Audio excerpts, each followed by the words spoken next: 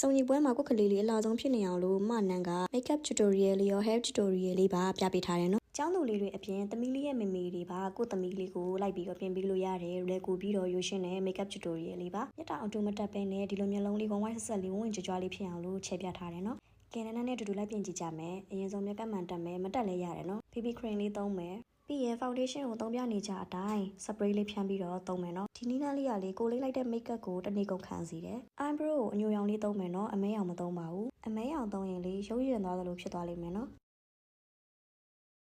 color pop eyeshadow တွေကဒီ cherry တီးအရောင်လေးသုံးမယ်နော်အပေါ်ဆုံးကအရောင်လေးပြီးရင်အဲ့ဒီအရောင်လေးကိုပဲအောက်မျက်ခမ်းလေးမှာထည့်မယ်နော်ဟိုဘက်ကောဒီဘက်ကောပြီးရင်ဒီ highlight palette တွေကဒီ highlight အရောင်လေးကိုမျက်ခွန်လေးပေါ်မှာတင်မယ်နော်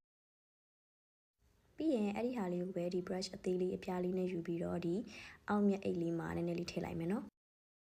ပြီးရင်မျက်လုံးတောက် highlight စုံနေရာလေးမှာထည့်မယ် cream brusher လေးကိုလေအဲ့ဒီမှာနန်းနန်းပြလိုက်တဲ့အဲ့နေရာလေးမှာပဲတင်မယ်နော်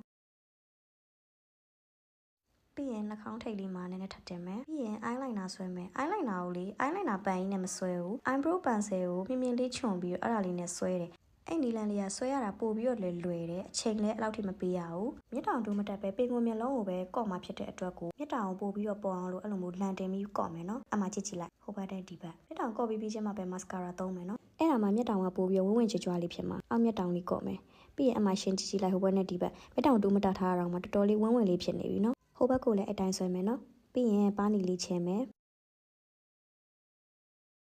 နှာတန်လေးဖော်မယ်ပြီးရင် highlight ထည့်မယ်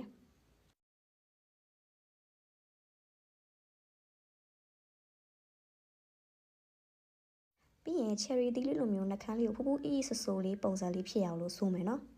နှာခမ်းဒီတရောင်လေးကိုပဲနှမ်းသုံးပြသွားတာနော်အမှအတွင်းဘက်ထည့်တာရောအပြင်ဘက်ဆိုတာရောလေ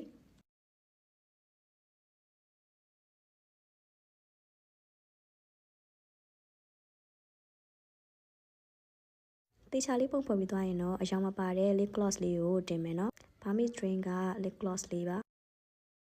အမှကြည့်ကြည့်လိုက်အရန်ချစ်ဖို့ကောင်းတဲ့ cherry တီးလေးလိုပဲပြီးတော့မှလက်လေးနဲ့ပြန်ပြီးဖြီချမယ်နော်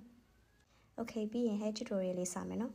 နည်းနည်းစပင်တူးနဲ့လုပ်ပြတာဆိုတော့လေစပင်တူးကနည်းလေးရှုံနေရလေးသိခံပြီနော်စပင်အစ်စ်ကိုဒီလိုပုံစံလေးလုပ်သွားတော်တော်လေးလှတယ်ပြီးရင်ကိုလိုချင်တဲ့ပုံစံလေးကြီးချင်လို့ရှင်လဲအဲ့လိုလေးအစာလေးတွေဆွဲထုတ်ပြီးတော့ကြီးလို့ရတယ်အဲ့ဒီအလိမ်လေးတွေခြားထဲမှာလေတချို့တွေဆိုလို့ရှင်ပလဲလေးတွေထည့်တယ်ပန်းလေးတွေထည့်တယ်အဲ့လိုမျိုးလေးထည့်လို့ရတယ်နည်းနည်းကတော့ဒီမှာရှိတဲ့ဒီဖဲချိုးလေးနဲ့ပဲချီပြလိုက်တယ်